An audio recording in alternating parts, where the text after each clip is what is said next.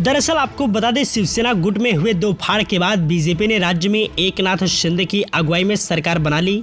ऐसे में भारतीय जनता पार्टी राज्य में अपनी स्थिति मजबूत करने की कोशिश में जुटी हुई है। लोकसभा चुनाव में अब 1 साल से भी कम का वक्त रह गया है। इस बीच सभी राजनीतिक दलों ने तैयारियां शुरू कर दी हैं।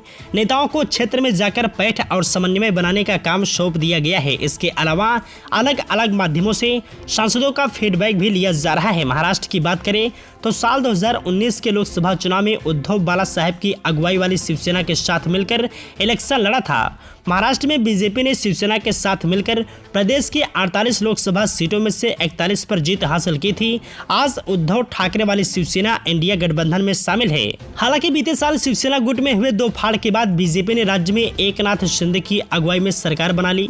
इतना ही नहीं, 1 साल के भीतर ही शरद पवार के नेतृत्व वाली राष्ट्रवादी कांग्रेस पार्टी में भी दो गुट हो गए और अजित पवार भारतीय जनता पार्टी शिंदे गुट के गठबंधन में शामिल हो गए।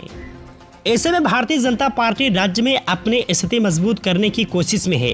बीजेपी अब एकनाथ शिंदे वाली शिवसेना और अजित पवार के साथ मिलकर महाराष्ट्र की सभी 48 सीटों पर जीत हासिल करने की रणनीति पर काम कर रही है।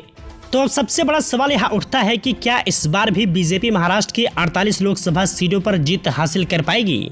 क्योंकि उद्धव ठाकरे इस समय बीजेपी के साथ नहीं हैं, बल्कि वह इंडिया गठबंधन के साथ शामिल है। तो क्या बिना उद्धव ठाकरे के बीजेपी महाराष्ट्र की 48 लोकसभा सीटों पर जीत हासिल करने की राह आसान होगी, या फिर इंडिया गठबंधन जिसमें उद्धव ठाकरे शामिल है उसकी जीत होगी? फिलहाल इस पूरे मामले में आपकी क्या राय है, हमें कमेंट बॉक्स में जरूर बताएं।